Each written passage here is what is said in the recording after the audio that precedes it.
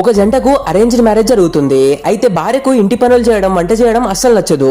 దీనివల్ల అత్తగారు కోపంగా ఉన్న భర్త మాత్రం చాలా అర్థం చేసుకునే భార్యకు అండంగా ఉంటాడు. కానీ వారి శోభనం రాత్రి సమయంలో భర్త చాలా సిగ్గుపడుతూ పద్ధతులు మాట్లాడడంతో భార్యకు నచ్చదు. ఆమె ఫోన్లో తన స్నేహితురాలకి భర్త గురించి నెగిటివ్ గా ఫిర్యాదు చేస్తుంది. ఆ మాటలు భర్త వినేస్తాడు. దాంతో అతనికి అహం దెబ్బతిని హనీమూన్ టికెట్లు చింపేసి ఆమెతో మాట్లాడడం, తాగడం బంద్ చేస్తాడు. భార్య ఒంటరిగా ఉన్న సమయంలో వారి జీవితంలోకి దజ్వాంగ్ అనే భర్త దూర బంధువు వస్తాడు. అతను చాలా హుషారుగా ఉంటాడు. ఇద్దరికి డిటెక్టివ్ పుస్తకాలు చదవడం ఇష్టం కావడంతో భార్య అతని వైపు ఆకర్షితురాలవుతుంది. దజ్వాంగ్ కు ఇష్టమని భర్త నుండి టీ పెట్టడం, మటన్ వండడం నేర్చుకుని అతనికి పెడుతుంది. కానీ భర్త మాత్రం తన భార్య తన కోసమే ఇవన్నీ నేర్చుకుంటుందని భ్రమపడి ఆమె కోసం ఇంట్లో ఒక చిన్న వంటగదిని కూడా కట్టిస్తాడు. ఒకరోజు భార్య దజ్వాంగ్ తో కలిసి పారిపోవాలని నిర్ణయించుకుంటుంది. కానీ దజ్వాంగ్ ఆమెకు చెప్పకుండా ఒంటరిగా వెళ్ళిపోతాడు. మోసపోయానని గ్రహించిన భార్య తన భర్తతో నేను వేరే అతన్ని ప్రేమించాను, కానీ అతను వదిలేశాడు అని నిజం చెప్పేస్తుంది. భర్త ఏమి మాట్లాడకుండా కోపాన్ని లోపలే దాచుకుంటాడు. మరుసటి రోజు భర్త దజ్వాంగ్ ను వెతికి పట్టుకుంటాడు. కానీ ఆ గొడవలో బక్కపగల్చని భర్త తీవ్రంగా దెబ్బతింటాడు. ఇంటికి వచ్చి భార్యను ఇల్లు వదిలి వెళ్ళిపోమని చెప్తాడు. భార్య సూట్ కేసు పట్టుకుని రోడ్డు పైకి రాగా దజ్వాంగ్ వీరిద్దరి విషయంలో ఊరంతా ప్రచారం చేయడం వల్ల కొందరు ఆకదాయాల అబ్బాయిలు ఆమెను చుట్టుముట్టి ఏడిపిస్తుంటారు. అది చూసిన భర్త బయటకు వచ్చి భార్యను కాపాడి మళ్ళీ ఇంట్లోకి తీసుకెళ్తాడు. ఆ క్షణంలో ఆమెకు భర్త విలువ తెలుస్తుంది.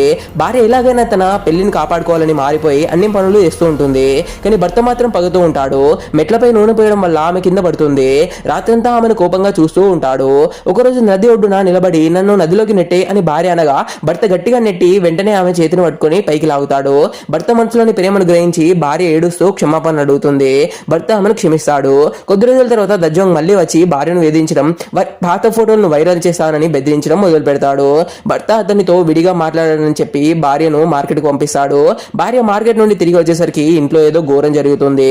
దజ్వాంగ్ భార్య కలిసి భర్తను చంపేశారని పోలీసులు అనుమానించి భార్యను అరెస్ట్ చేస్తారు.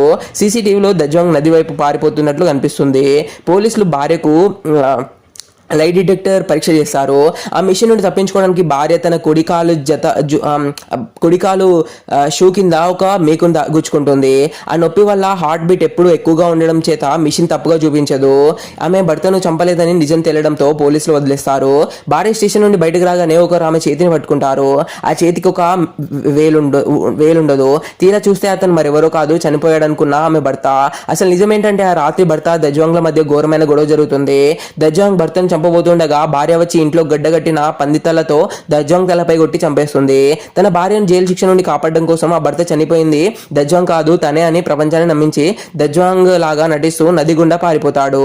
అలా ఒకరినొకరు కాపాడుకుని వారి ప్రేమను నిలుపుకుంటారు.